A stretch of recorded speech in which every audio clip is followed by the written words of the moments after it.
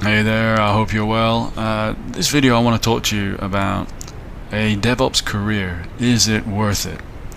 So I'm going to talk quite generally in the sense that there's a few things that you need to have a career that's worth it.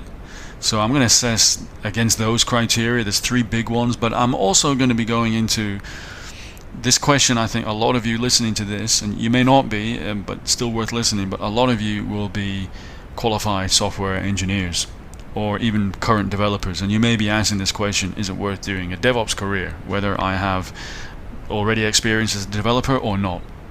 And I will get more specific into that with some stories that I've heard. But in general, when we look at a career, is it worth it? I look for three things there to assess that. And the first one, which is a clue in the word worth, is money, like salary, for example, growth, and can you attain a high amount? And, the career as a DevOps engineer, your salary can rival that of a developer. And in some cases, especially at, let's say, the junior to mid-level, it can even exceed that of a developer. Now, it might be different at the super high level. It's hard to make comparisons, it also depends a lot on what type of companies you work for, but obviously the most senior developers anywhere are paid a lot. But I would also say, like, a principal level DevOps engineer can also be paid a serious amount. So they're not always the same level, but in general they're pretty comparable, and sometimes DevOps can pay more. I think it's safe to just say, for the time being, that you can get a comparable amount. I wouldn't go into DevOps if you're already a developer if you think you're going to get way more, because it might not work out that way. Okay, just think of it as being comparable. Now, the next thing I want to talk about is personal growth, and I do think that you can definitely have good personal growth in either career, whether you're a DevOps engineer or whether you're a developer, or let's say even as a sysadmin or a cloud engineer, for example. So there's lots of things to learn technically, and you have a chance to specialize, build your technical knowledge. It's super interesting. So later on, if you want, you can also become a manager or a lead of some kind. You could even go as far as C-level if you wanted to. So I think the sky is the limit for both of them. And also, if you just wanted to stay as an IC or an individual contributor, you can also do that in all of these careers. So one thing I will say about DevOps is some people call it super generalist role. So it's super a lot of different knowledge that you need to know, and anytime you move job, you're going to have to do the same thing. They're going to expect you to know about operating systems, networking, maybe containers, observability monitoring, secrets management, so many different things you're going to be expected to know. And of course other jobs have more knowledge, but they tend to be more focused. So if you like that, but there is a downside to that, but if you like that, the variety in a job, then you can definitely get that. But this brings me on to the other aspect, which is wellness. Now, in many ways, I would say that DevOps is worse than being a developer or a sysadmin or even a cloud engineer. Think of a cloud engineer as kind of like almost like a junior DevOps. It's not really focused so much in the software development lifecycle, and tend to be just building infra. So it's kind of similar to sysadmin. But as a DevOps engineer, not only, because there is a cost to having all this knowledge, you have to learn it. It's not easy to get good at that. So it's already a heavy burden to start with there. But also, it's pretty stressful.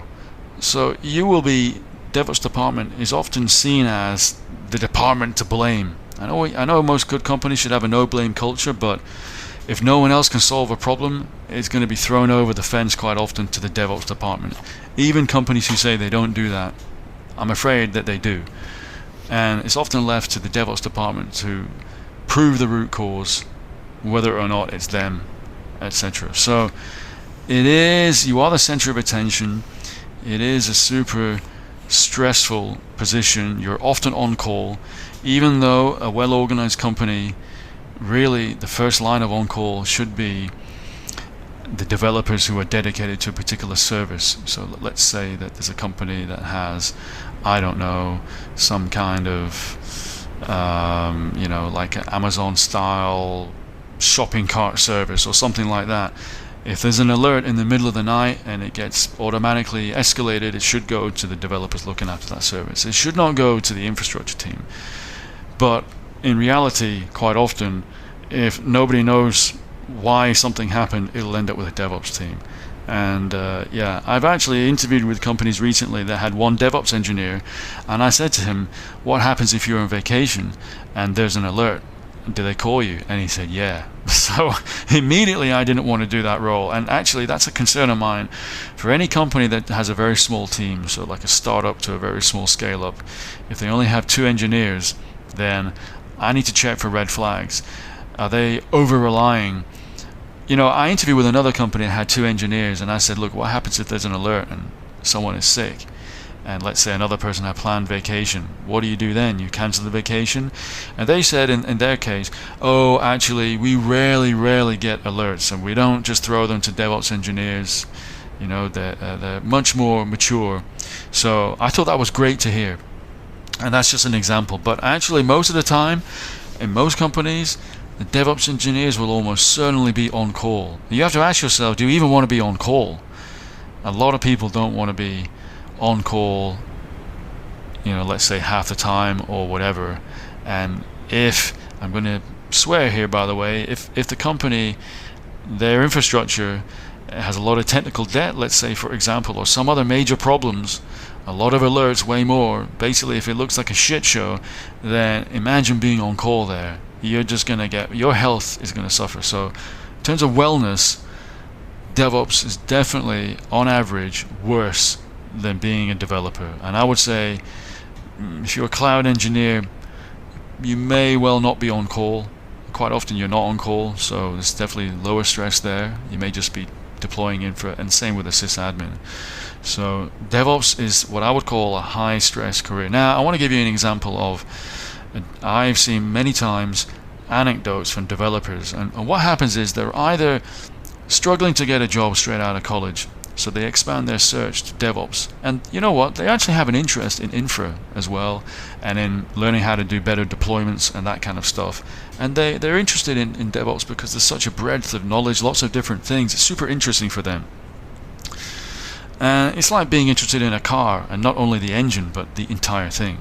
So also I see this with developers who maybe done 2 or 3 years as a developer, and for whatever reason they're getting a little bit bored. It might be their company's holding them back, but for whatever reason they start to, like a bird, they start to see something shiny elsewhere, and they think, well, maybe DevOps, well, let me try it. And there's nothing wrong with that attitude.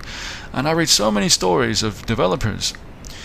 What happens is they go to DevOps and they're like, wow, nobody told me about the dark side of DevOps. Nobody told me that I was going to be the center of attention. Nobody told me that I had to learn almost unachievable amounts of knowledge required to do the job. Nobody told me that the team was going to be tiny, and in a smaller team there's a lot more stress, there's a lot more that each person is tasked in terms of ownership of tasks and responsibilities. Nobody told me that it would be stressful, I would be blamed for everything. Nobody told me that I would be on call and get a ton of call. Basically no one told them that it was going to have a big effect on their wellness. And sure, the personal growth was still there and the money was still largely there, but it's really the wellness part. And I see many stories about developers who tried DevOps for a while and then they go back to being a developer and they say, this is so much better. I'm in a product team again. We have sprints, which not all DevOps teams have. We have sprints. We're in a team of like 4 developers. There are other developer teams. We interact as part of a greater whole. The requirements that come to us are pretty clear, and it's not often that the shit hits the fan and we have to deal with it. It's very rare. and it's just a much better job. And they can also do what they've learned before in university, and some of the real programming type stuff which you won't do as often as a DevOps engineer. So DevOps engineer, you might be writing mostly 100 lines of code or 200 lines of code or even shorter, whereas as a developer you will be creating real services and doing real developer style coding. And many developers find that much more fulfilling type of coding compared to writing bash scripts and making stuff that is really a kind of glue. You will very rarely in DevOps be programming in Java, and you will be doing that more often in your career as a developer. So yeah, I hope that gave you some flavor of a DevOps career. Is it worth it? And also by comparison to developer, what I would say actually is definitely worth it. But I would say if you're a developer, think very strongly about it, and don't be afraid to change your mind later if you find it's not working out for you. Don't be too headstrong to admit this is not the right move for me. And before you decide to do it, I hope that I've shown you're not going in blind anymore. You have an idea of what to expect. I actually think that most developers shouldn't really go to DevOps, but you may be the exception, and that's okay. So anyway, hope you found this video interesting, and please write a comment. You may disagree with me even, and that's fine. I will see you again soon. Thanks a lot. Bye.